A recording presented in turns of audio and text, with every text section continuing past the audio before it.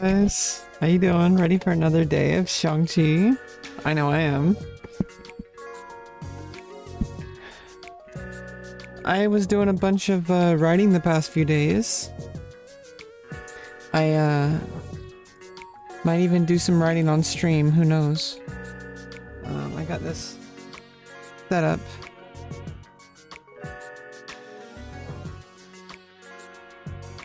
Might be able to share some writing eventually, or who knows.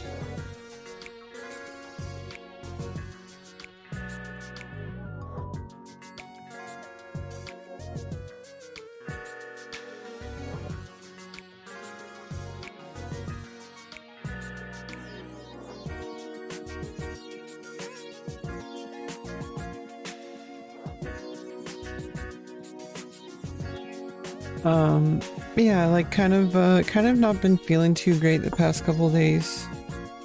Kind of just been trying to hang in there. Not really feeling too entertaining. I think that's fine.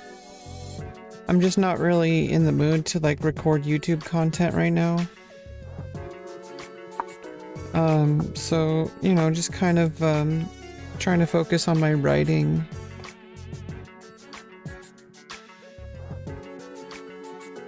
Wrote several scenes for my novel past couple days.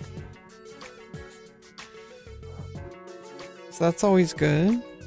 Been journaling, but also writing fiction, so the spirit of NaNoWriMo living inside of me. So remember, NaNoWriMo got me started with actually writing and getting stuff done. That was actually the key. Because I've been a writer like my whole life, but I think it took NaNoWriMo back in 2014 to kind of kick myself into gear to actually write to get stuff done. Because most of the time I just write and I kind of just meander around. And I think it's important to actually have like something like actually writing prose. Not just writing about writing, not just writing like notes or outlines, but actually doing the writing part. It's really hard for me to stay pretty consistent, but I'm working on it.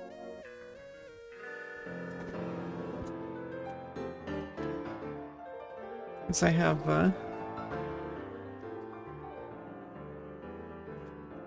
we might be able to do writing on stream. Might.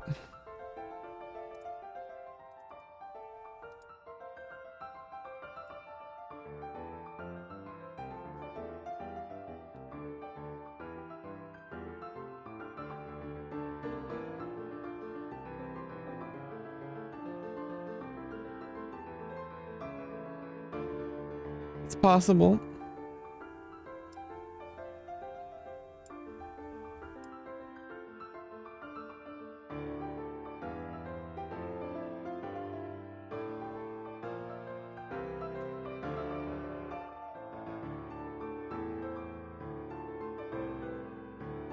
It's possible.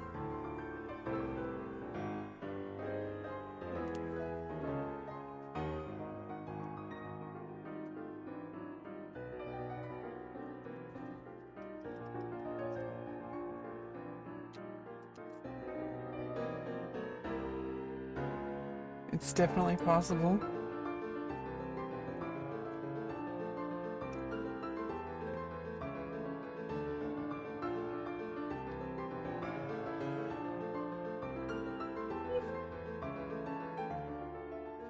I think it gets a little bit weird with the autofocus. My dad's crying about a movie. What the heck?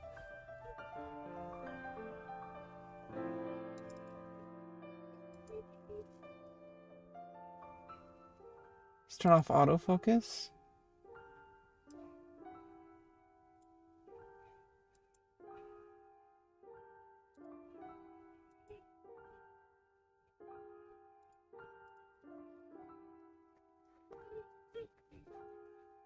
Yeah, I don't know if it's gonna work out too well.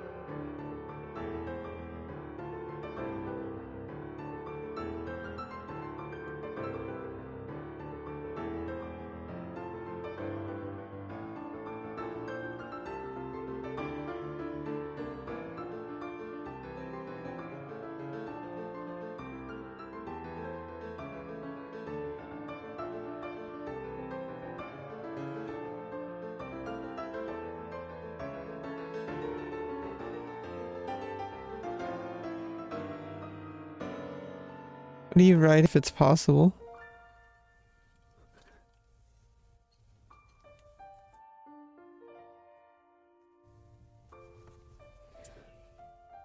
If it's even legible?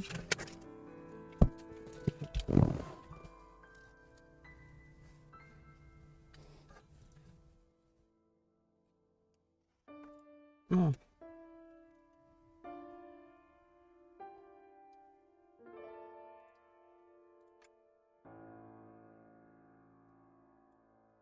Oops.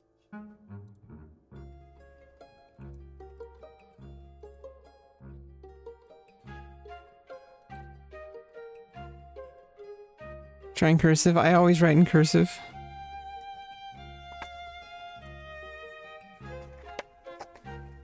Unless I'm taking like direct notes. I do like a note taking and printing. And I do my rest of my writing, especially prose.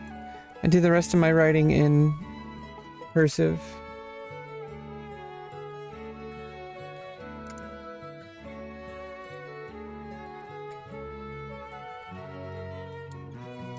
Ah.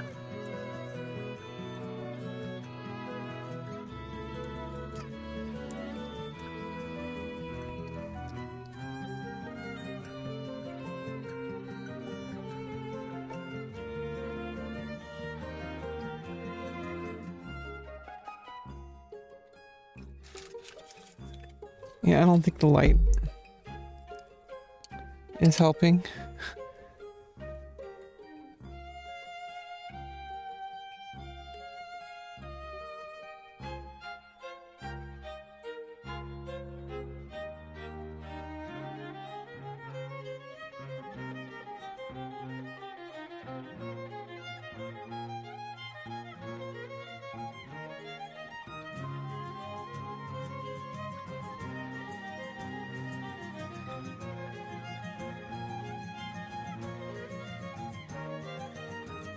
This was like a $15 pen. I think it's worth it. I've been feeling like writing a lot more.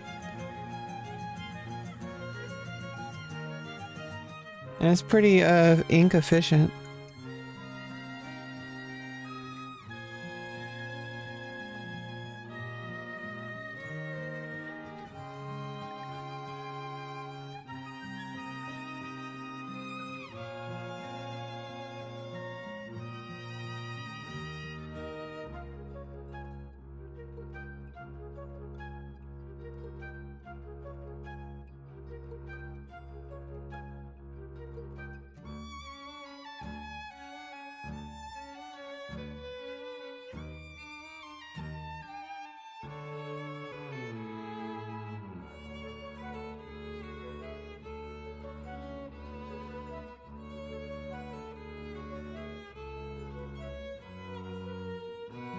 I wrote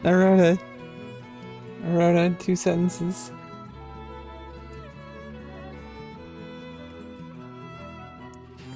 Well, I wrote for 5 minutes today. No. It's not.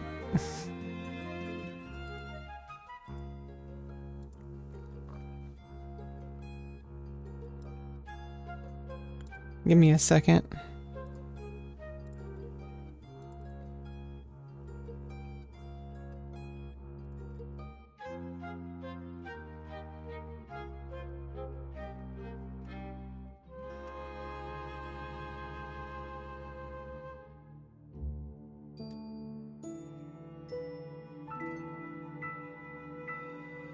Yeah, I mean, that's, usually writing is something you do, alone. You don't really want to do it publicly. Sometimes you can. Sometimes I've done writing on stream. It can be kind of interesting, kind of having like a collective kind of sense of collective writing. I know that like during NaNoWriMo, some people do writing events. I'm not particularly participating in NaNoWriMo. I think it's great. It really got me to start writing back in 2014 and develop better writing habits. But I've never, I always thought writing was a very solitary thing, that you can't really, I mean, I think it's great that there's like meetups and stuff for NaNoWriMo. I just personally don't really think that it's very useful for me, because it's just, I get too distracted by the people. And it's like, I care about people. If I'm going to be writing, I'm like, you know, how am I going to write when I'm being distracted by people, you know? So it's like, and I want to talk to people, and I want to, like, you know, get to know people and stuff like that. And so, the thing about NaNoWriMo meetup groups is that it's great for like camaraderie, and also sometimes groups will do stuff like they'll do like word sprints, which are good, but I usually just do that stuff on my own. I'm not doing NaNoWriMo as like an event the way I did back in 2014. I kind of treat I kind of basically restart NaNoWriMo basically anytime I need to jumpstart my writing ability. I'm not so focused on output, I'm focused on consistency. So, you know, the most important thing as a writer, or for anything really, is consistency. If you can show up and continue to do the work, even if it's for a short amount of time, you know, you'll end up getting stuff done. You know, it's just why I show up to my stream to work on XiangQi. So I really want to improve at this game, and I want to be a content creator for this game. I want to add to the community. And if you only do something like once a week, you know, but you might do it for like 2 or 3 hours, you know, it'd be better if you just showed up for like 5 minutes a day.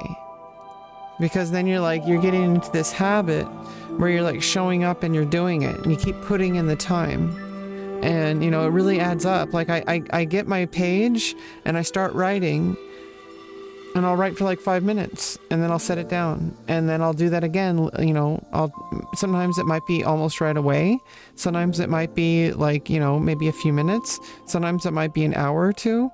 Sometimes it might be done for the day. But, you know, the thing is that I put in writing with focused intention for like 5 to 10 to 15 minutes, depending on how much I'm writing at that moment. And then I set it down, and then I go back to it. And I don't know, I've been wanting to write a lot more lately, and I'm really attracted to the idea of just sitting down, you know, with my paper, with my notebook, and I have a system for keeping track of you know, my writing by category and by timestamp. And I keep a single day. Now I'm experimenting with, on the back of the binder, in the back of the binder, I'm keeping the whole day worth of writing before I put it back into my folder. Which, you know, I have like a folder that I use, a folder system. So it's like I keep, so I keep everything, you know. I do have like an unsorted folder. I have a folder for my novel, you know, for my articles, for my journal, and then I have like various other stuff like for my my therapy, and stuff for just random sketching or scrap stuff. You know, I put those in at the end of the day. I see how much I can write for the day, and then I physically put it in to the folder. Like, so it's like I can see it add up as the day goes by. So I've already written 2 pages of my novel today. And, you know, this is for drafting, obviously, because it's by hand. I feel like it's a lot better to sit there and write by hand. I feel like it slows me down a lot, which is really good, because just because you can type faster doesn't mean it's better. Because I know that, like, I do have a typewriter, and I do have a computer, obviously. And I do have like a Bluetooth keyboard for my phone and stuff like that. And obviously that's really good if I like want to do some, if I want to transfer over my handwriting or my typewriting over to the computer so I can edit it. But, and obviously if I really feel like I want to write, but I don't have any, I just really feel like writing on a keyboard instead of on a, you know, I have different options. I prefer writing by hand, especially if it's the first draft. Because it's like, it's a lot slower and it forces me to think about things a little slower. But obviously once I start writing, I pretty much stop thinking. I just kind of let it go and just see where it goes. And I've already like kind of gotten the seed of an idea for a short story that I think will be really good for my blog, because I'm trying to finish my novel, but that's more of a long-term thing, and I'm going to try to query that to agents and to editors and publishers the best I can, to try to get it published traditionally first before I just kind of go the self-publish route, which may end up being what happens, but who knows? You never know if I end up doing some queries and actually getting an acceptance from like a publisher. You never know. maybe it'll go to auction, which if I get the word that it goes to auction, I'm gonna be really fucking happy. You know why? Because if a novel goes to auction, it's probably gonna be another Hunger Games. Which is really good. If that happens for my novel, I'm gonna be really happy lady. Okay, so even if it's not like Hunger Games level, I mean, if you want your novel to go to auction, because that means it's going to have a bidding war between publishers, and it's going to go up and up and up. Apparently, first authors is not uncommon to get like maybe 20,000 to 50,000 for a first novel from a traditional publisher, or probably even less than 20,000. I don't know. You do put a lot of time into your novel, and they usually pay you for like the year. Because usually ideally, it should take you a year to write a novel at the most. And if you're actually going to be like an author, like full time, you should be writing a book a year. And like, obviously, you know, art doesn't always work that way, especially for longer epic fantasy projects. But if you're going to be like a professional author and actually, you know, have like some professional integrity about your release schedule, you know, like you should probably be writing a novel a year, especially since they usually pay you like a large like they pay you for the year basically. Especially, I don't know, I don't think most authors are able to make a crazy amount, but they can make enough to pay the bills. And I do think it's kind of rare for people to actually truly get published, because it's one thing to self-publish, but you can self-publish and just sell like 3 copies to like your mom and your brother or whatever, and yourself. Like, you know, like anybody can do that. But if you query to a publisher and they actually buy it from you, you know it's going to do well, because otherwise they wouldn't buy it. They know the market. They know that if they see a manuscript and they know that it's going to sell, they're going to pay you enough money for it. They're going to pay you what you're worth. And I think most people are worth a lot more than they think they are. I think I'm worth more than I think I am. And I think I just need to finish my manuscript, of course, so I can start querying. And I'm on the 2nd draft, so I just have to keep working on it. Okay, let's play some XiangQi.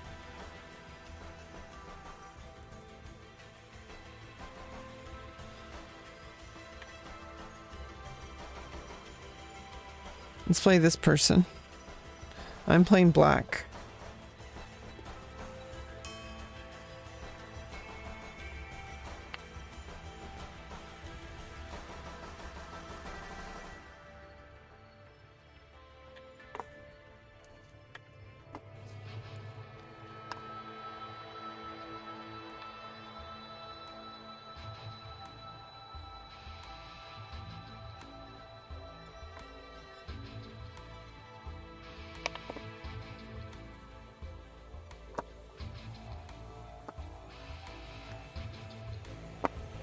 Well,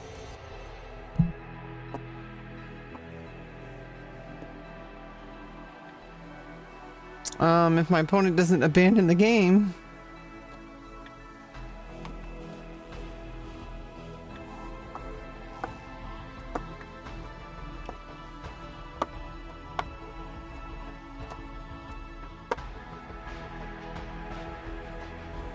Well, my game got abandoned.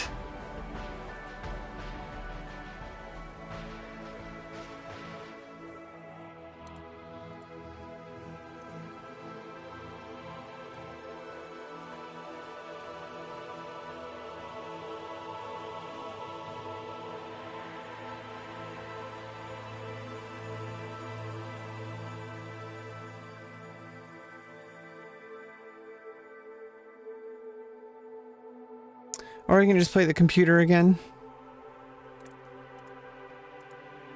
But then I have to switch it back to red.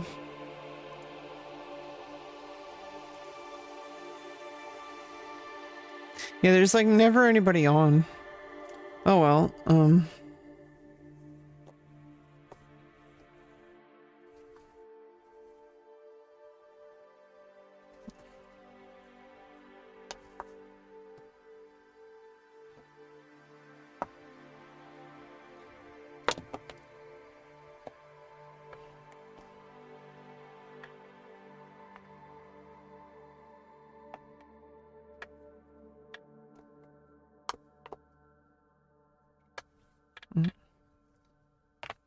I just like moving the pieces around. It's really enjoyable.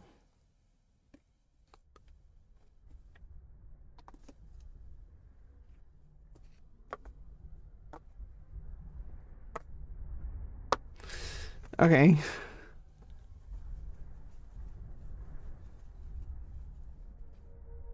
Oh, someone joined my game.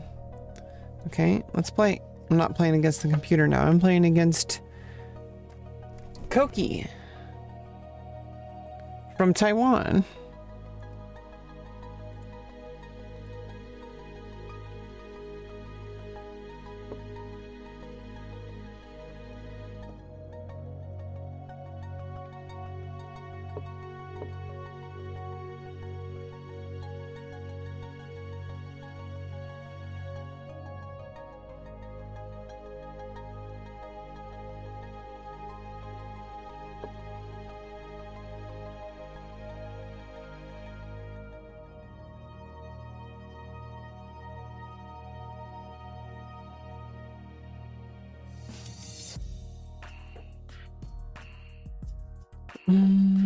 Okay.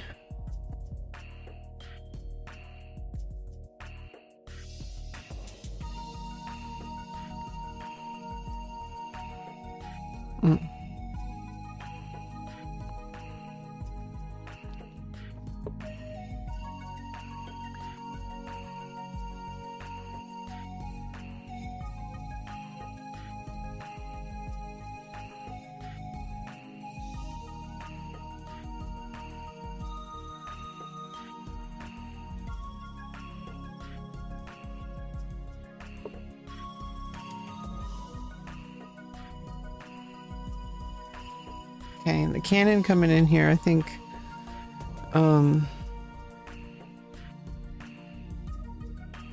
yeah, everything's kind of defended, so if the cannon comes in, but I think I need to move the rook to the second rank.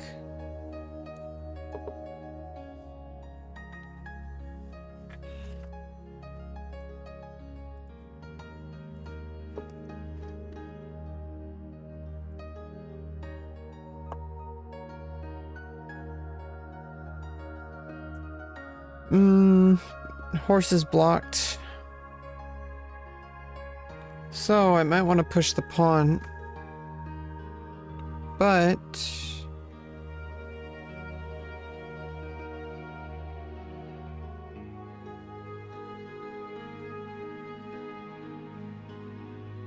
yeah.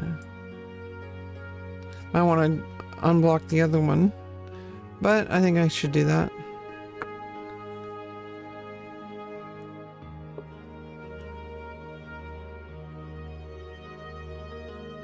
Okay, cannon is under attack. If I put the horse in, it defends with the other cannon defends it.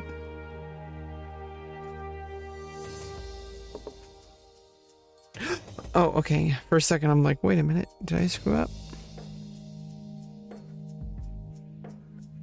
Go cannon.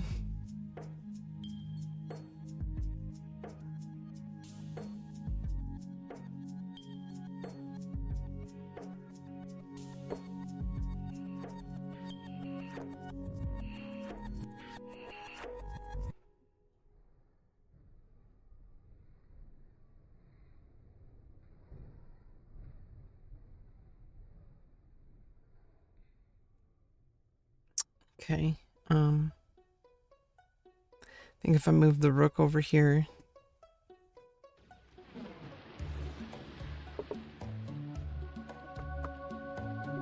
Chrono Trigger. This is like my favorite track.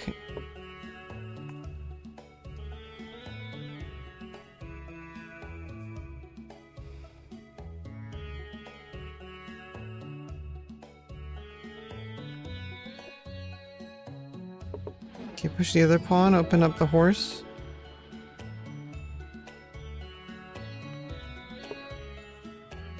Pawn pushes.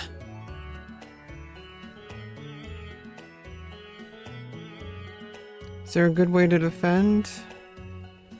If I move the rook up to defend, or yeah. Or I can just take it. But then my horse is going to be under attack after rook captures.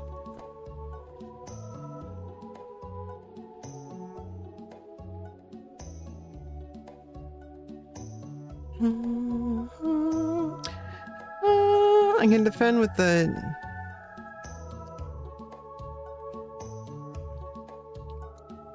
Yeah, let me defend with the elephant.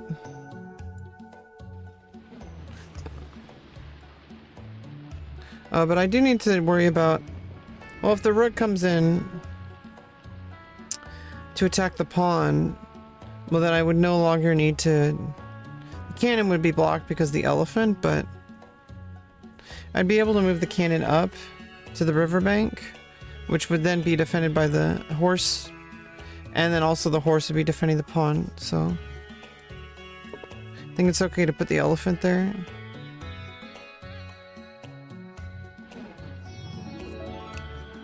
Okay, pawn takes pawn. Elephant takes pawn.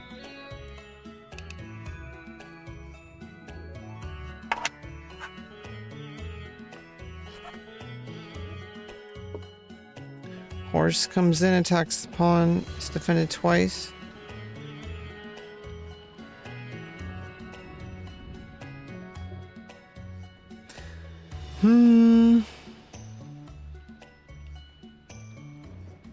Now, if only could pull the rook away from the horse, because if I could do that, then I would be able to capture the horse, or attack it again.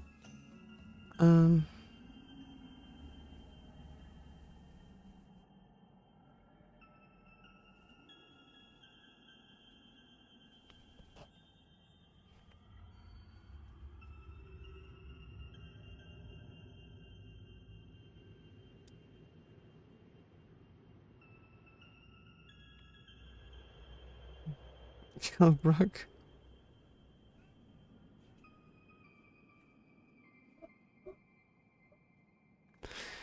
You don't know about that move? Dizzy shoots.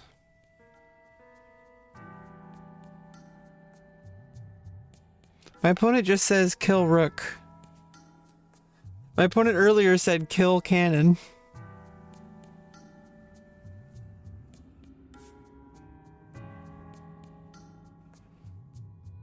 I'm not sure what my opponent means. Whether you're trying to kill mine or whether I should kill theirs. I don't know what's going on. I mean, maybe if the horse comes in, you're attacking the cannon.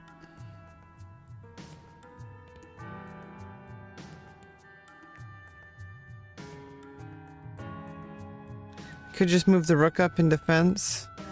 And that also defends the pawn again and frees up the horses. I need to keep this horse here to defend the cannon, use it as a mount. Okay, I mean, I guess I'm going to play a defensive move here.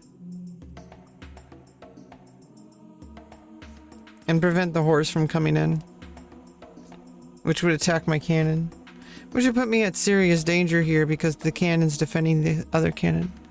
My opponent just said no.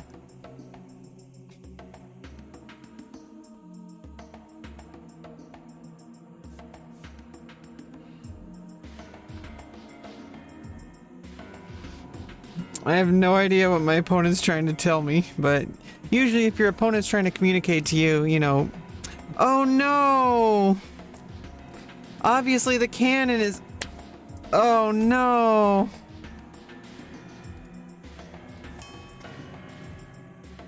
I forgot the cannon's there. That's what happened. Obviously I needed to move the rook. Yeah, because... Cannon... Yeah, it's like... What am I doing?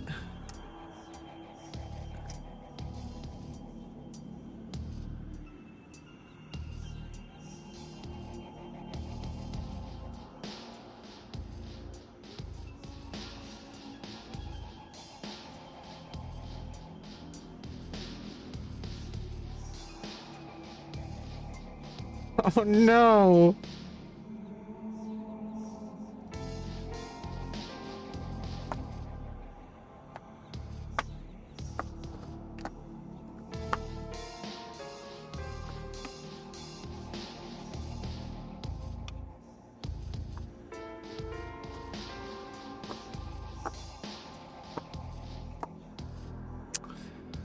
Well, that sucked. I have a lot more work to do against the computer, I think.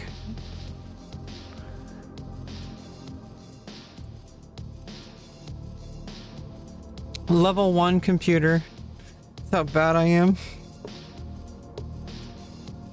Cannon comes in straight up. Well, I mean, if I develop, that gives me a developing move for a horse.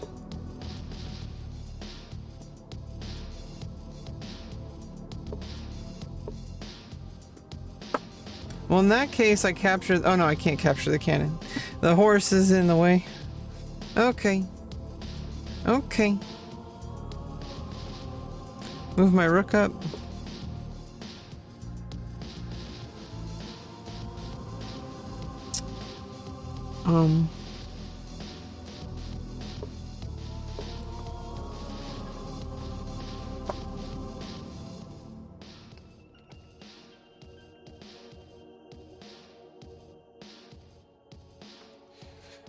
Boom, boom, boom, boom, boom.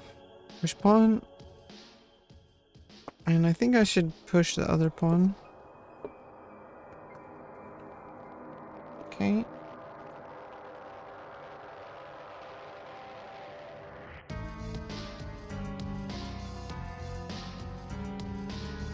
Maybe get the rook to the riverbank, then put the cannon behind.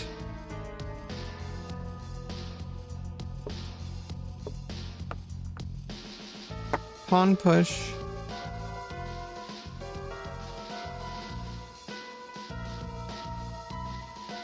Well, rook is defending.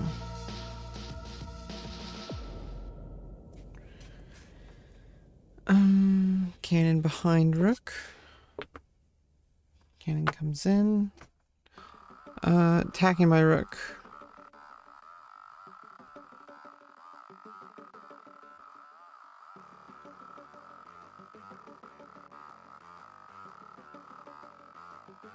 Well, I can push the pawn. It gets rid of the attack. The other pawn's attacked, but then I can attack the horse. Okay, well in that case, I'm gonna take the pawn. Well in this case, I just capture the horse. Level 1 computer. Oh, taking my elephant, but...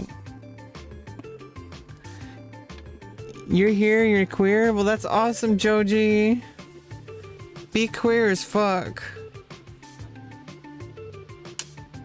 You're definitely allowed and encouraged to be queer. Because being queer is being human, because humans are queer. Because people who claim otherwise, I mean, there are, you know, cisgender hetero people, but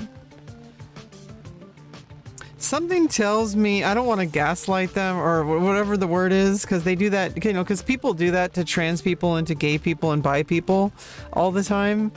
They like say like, oh, you're not really bi, you're just gay, or they're like, oh, you're just bi-curious, it's just a phase. But at the same time, I do feel like the straights, especially the ones who are like, they make an effort to make sure everyone knows they're straight, the super straights or whatever.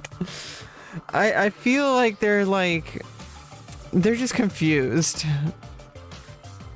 Like they really might be like cisgender, they really might be, you know, hetero, but I feel like they're still confused about something, whatever that might be. They're confused about, I don't think they might not be confused about their sexuality, but they're confused about something.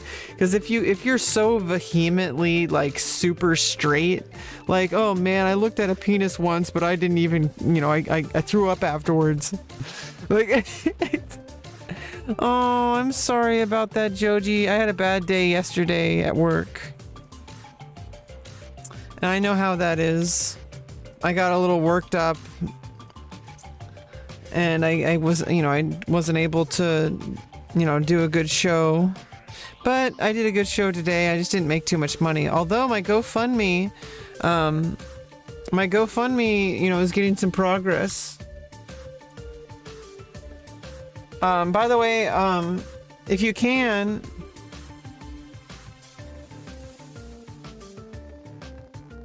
The hell?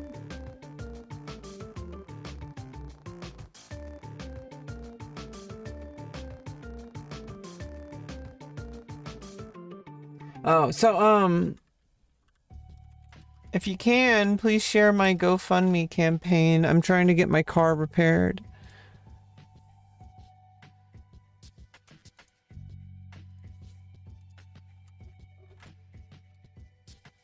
I've already made $150 from the campaign. So that's like a huge dent, so to speak, in getting my car fixed so it can pass smog, so I can actually drive again. And probably like a lot of my depression is like directly related to that. Okay, so if I put the horse here, it does defend the rook, but the rook's not really under attack, but the cannon can take the pawn. So if I put the horse over here, I'm still defending against the rook being able to come in, and also defended by the cannon, using another cannon as a mount. But I don't know. Yeah, I think maybe a rook. I don't know where the rook's gonna go. Yeah, so I think moving the horse to the side. Definitely share. Yeah, thank you. I am a cyclist. I like cycling, but not for everything. Some things you can't. Some things, you know, like especially if I need to like load up a bunch of passengers, or if like I need to go somewhere far away, like to go visit my mom. Actually, that's one of the biggest reasons I want my car back, is because right now it's really hard for me to go visit my mom. It takes like a 6-hour bus ride, like 3 different buses on Greyhound. It's like a 6-hour day when it, you know, I could get there in like 3 to 4 hours if I just drove myself. And obviously it does, you know, cost gas. But it would be a lot easier to go visit my mom, and I wouldn't be bound by like a bus schedule. You know, I could leave like at nighttime or in the morning or whatever to beat traffic. And I could stay for as long as I want without having to worry about some bus schedule. And, you know, I can put my bike in the car, which is where, you know, I keep my bike in my car, and I could go places to cycle different places. And I can go visit my friends. And I could just leave the house in general and just go places. Although, honestly, a lot of the depression is not really related to... I mean, obviously, a lot of it is related to direct environment. But a lot of my depression is related to how difficult it is for me to imagine myself getting out of here. It's not so much about the short term. It's not so much about, like, because obviously I can get out of the environment. I could go do some stuff and have, like, a, you know, a fun time with friends or whatever, but I'm always going to return back here, and nothing's changed about that. I don't know. Also with my car, I might be able to go to LA and like audition for some film, you know, that I might be able to make way more money and get more exposure. You know, I could like, I need to get some professional shots done, you know, for my portfolio, so I can submit to some agencies. You need a car to go anywhere? Yeah, exactly. Like, what if I could just jump on a train and it was like super efficient and super cheap? You know, like, but that's not how America works, unfortunately. Cars are just like a part of American life, unfortunately. It is kind of nice having your own personal vehicle, though. Not gonna lie. I think I can push the pawn over here to the side, attack the elephant, and then I can push and attack the advisor. Okay, cannon attacks pawn. Maybe trying to block the horse.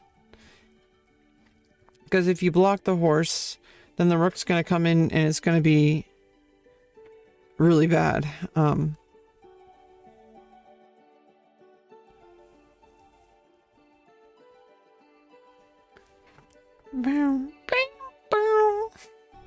Let's take the elephant.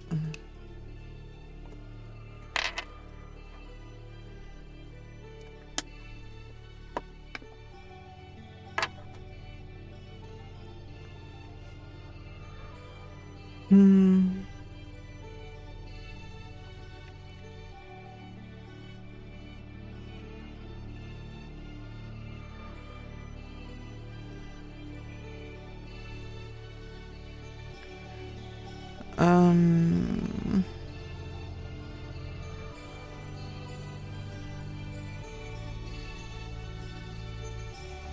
Rook comes in, it's check. And you can reveal check.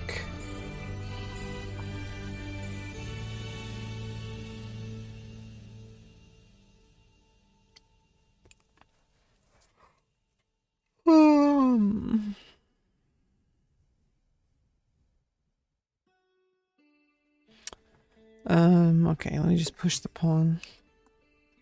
Pawn takes pawn.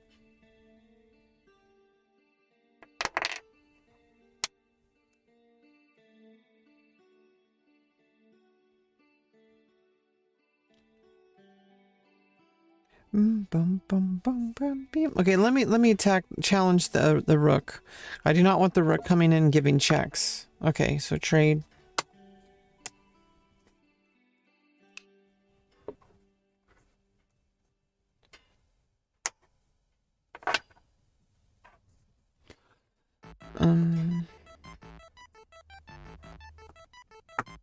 Cannon comes back.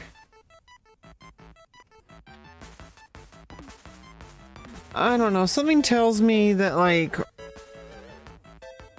things aren't as bad as I think they are. But then some things obviously are also telling me that I need more work to, that I have a lot more work to do. Despite, like, you know, being just fine. Like, I don't think it's just fine.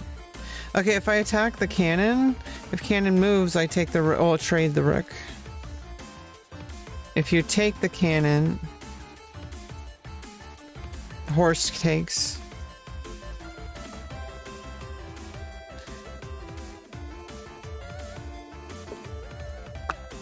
Okay, cannon takes cannon. Now, do I start off with the trade? Okay, wait. Might be threatening checkmate. So I think I have to take the cannon first, because otherwise the cannon's gonna come over. And that's checkmate. So I have to take the cannon.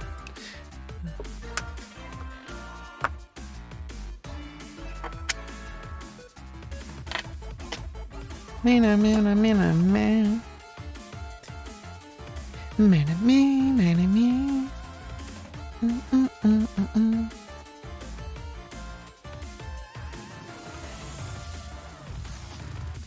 Well, this is kind of nasty, attacking my horse. Let me take the rook first.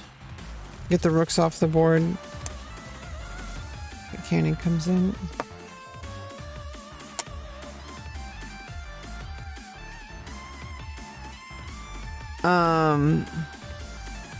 Well, in this case, I can attack the other horse, do a counter.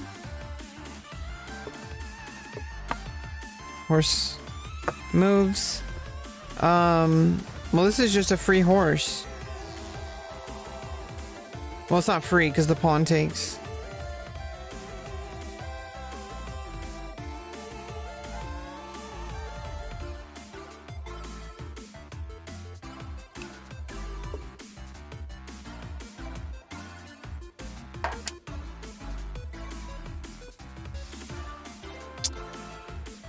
Well, in this case, I think I can save the horse. It's going to be a little nasty with the cannon here. I mean, with the pawn here across the river, but at least I can save my horse. Let's move back here.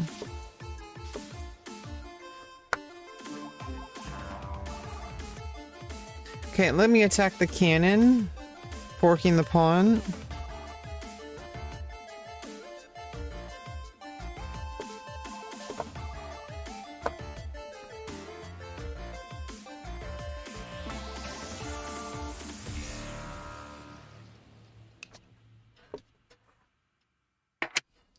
Cannon comes over, attacking my horse. Now I can defend the pawn at least.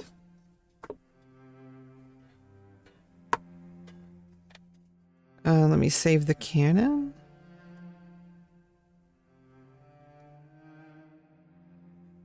Oh wait, I don't need to.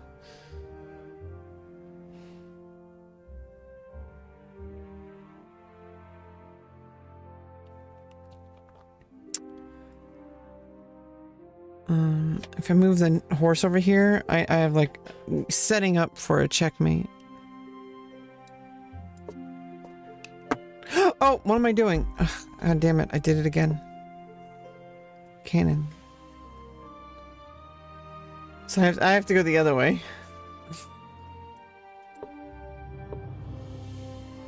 Okay, horse is under attack.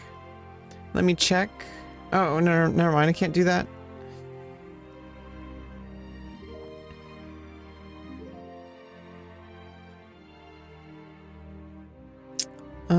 Yeah, I can just save the horse. Okay, just take the pawn.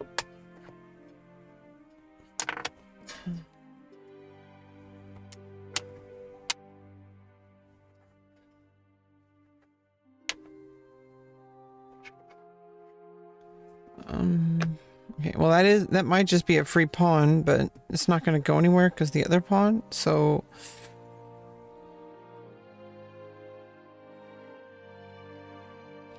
let me pin... Oh wait, no. Attack... let me attack the elephant. Okay, elephant comes away. But now...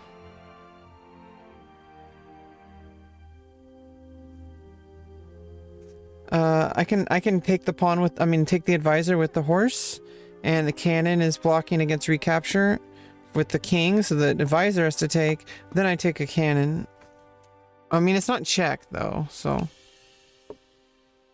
Yeah, the cannon can move. But then I just capture the cannon with check. Now the king has to take.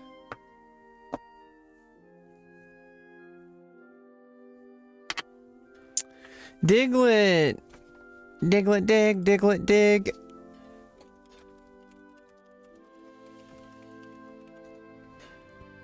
Let's go. Joji. Catching Digletts.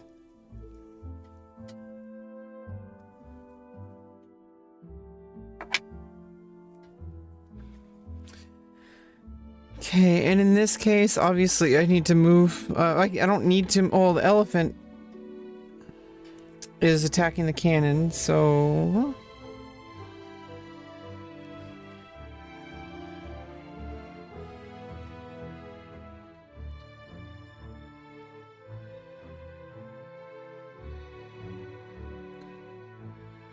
let me just move the cannon back. Okay, well in this case, I can fork the elephant and pawn. Pawn moves. I take elephant.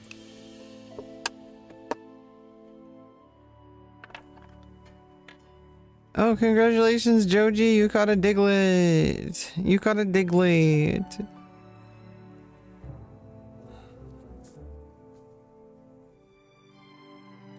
Okay, capture the pawn.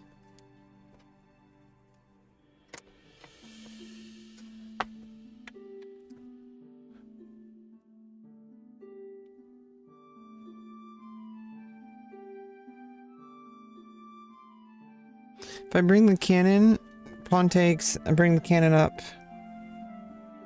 No, I need to bring the horse.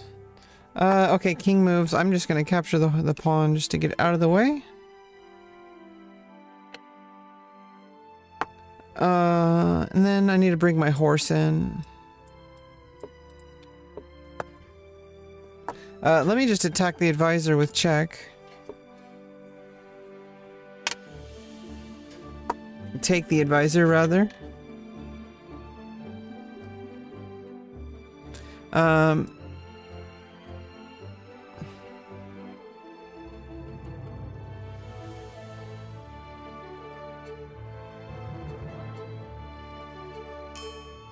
Well, that's checkmate by stalemate.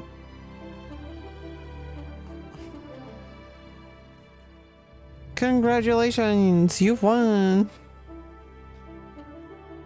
Yeah, checkmate by stalemate.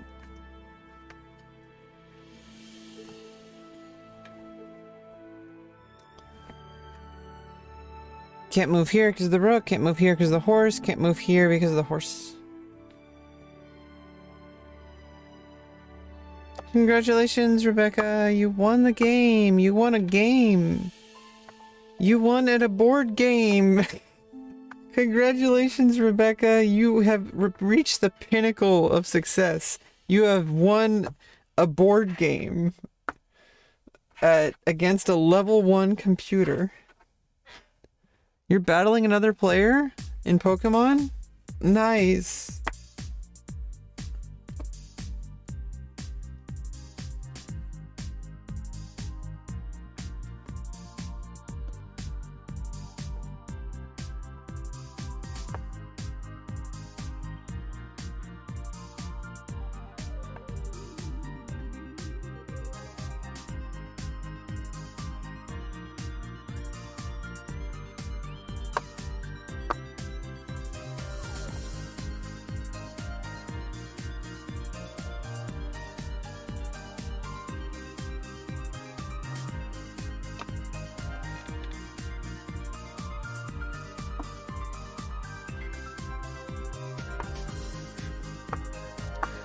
You know, I'm starting to get like really comfortable with these pieces and this board, like just getting comfort with this game.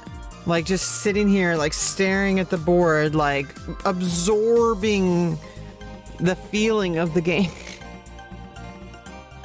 I'm gonna try to go to bed early tonight. I've kind of like got a little too excited the past couple of nights by writing a lot. And like maybe rewatching Breaking Bad. And I got some melatonin. You know, so I got some melatonin tonight. I'm gonna go to bed early. I'm gonna make sure to do some writing after stream, after I rest a bit.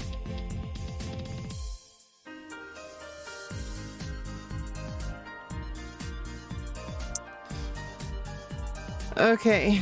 Well, I think that was pretty good. I'm gonna head out. I need to get some rest. I just needed to make sure I did some XiangQi today. I played 2 games. I lost 1, and I won 1. So that's always good. Anyway, hope you have a great day, Joji. Thank you for stopping by. Thank you for your support. Thank you for sharing my GoFundMe. You know, it's I want to get my car back, and it's gonna cost me a lot. There's potentially the ability I might be able to get a cheaper catalytic converter, but I don't want to have to. What if I end up spending money on a like halfway, and it doesn't pass smog, and then I have to sell that and then buy a new, like I might just get a new catalytic converter, so just spend the whole 1,500 on it. So. I don't want to take any half measures. I don't want to have some problem down the line, have to pass smog again and not pass smog. Like, I just want to pass smog. Okay, I want this dealt with. Anyway, bye-bye. Thank you so